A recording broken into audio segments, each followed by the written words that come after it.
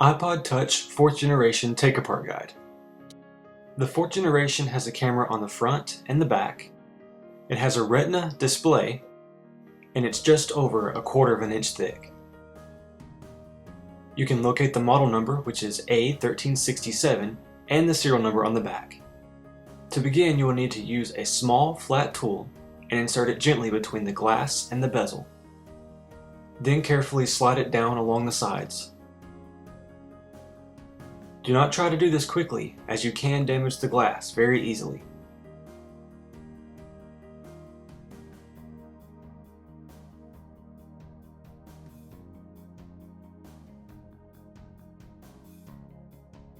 As you've made your way around many times with a small flat tool, you may begin to see that the glass is separating.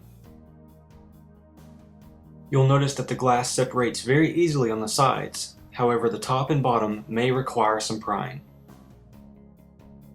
When prying at the top of the iPod behind the glass, be careful because there are some cables that are located very close to the camera.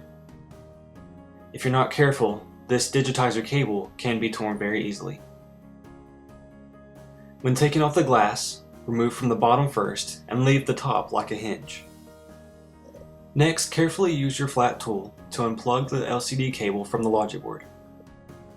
Once that is unplugged, lay the LCD and the digitizer down like this. Next, there are 8 small Phillips screws that have to be removed.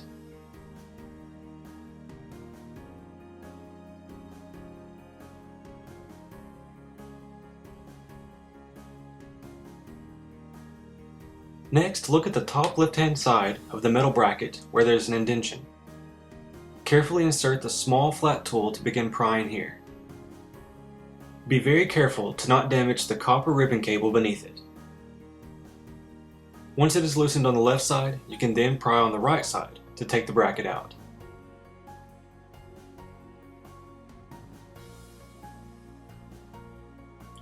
It may be somewhat difficult to remove from the lower left-hand side because it is adhered to the speaker assembly.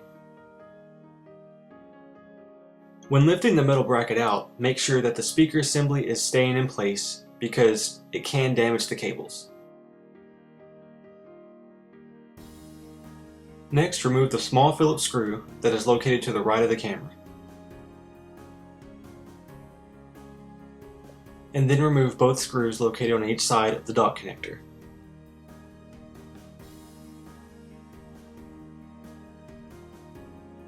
Now gently lift up on the logic board on the right hand side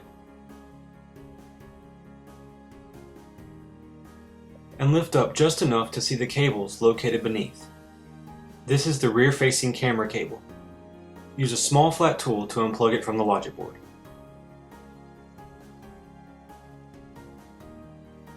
Now lift up on the top side of the logic board.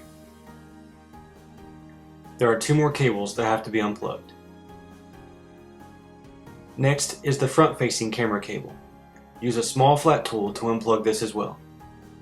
Next is the digitizer cable.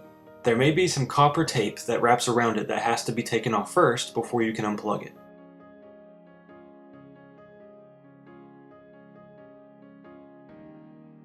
Now take out the small Phillips screw at the top left-hand side which holds down the antenna cable.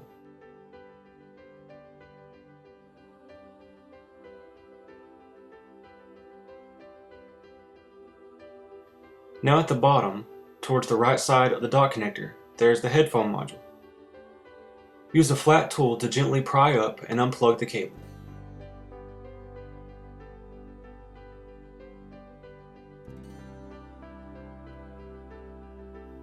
You can then use your flat tool to pry up on the headphone module to take it out.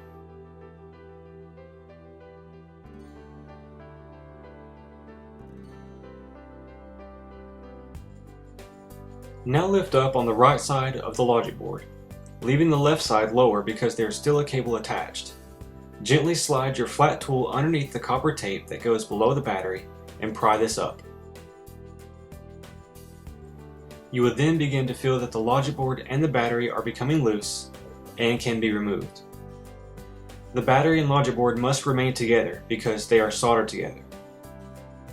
When lifting out the logic board, leave the left-hand side of the logic board in place because there is still a flex cable attached.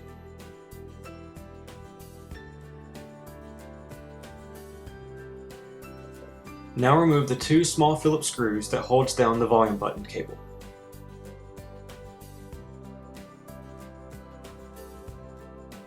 Once the two screws have been removed, gently lift up on the metal bracket to remove it.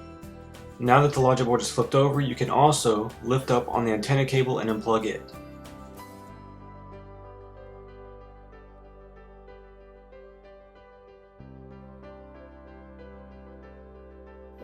Next, remove the small Phillips screw above the camera. And then gently use your small flat tool to lift the camera out of place.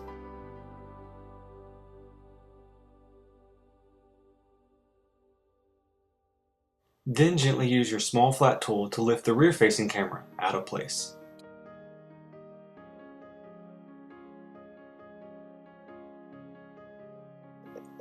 Now to remove the on-off and volume cable. To start, you can remove the small Phillips screw from the right side of the on-off assembly. Next, you will have to peel back the flex cable from the left side of the on-off assembly to get to the small Phillips screw there.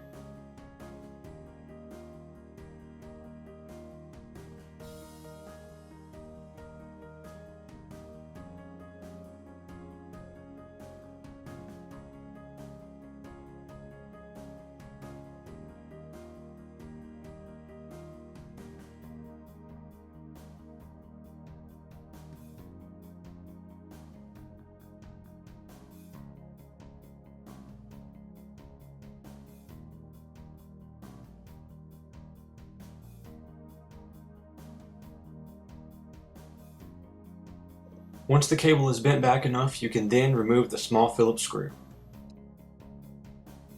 After that's removed, then this portion of the cable is free. Next, gently begin to remove the rest of the cable from the back case. Take your time and be extremely careful because this cable can tear very easily.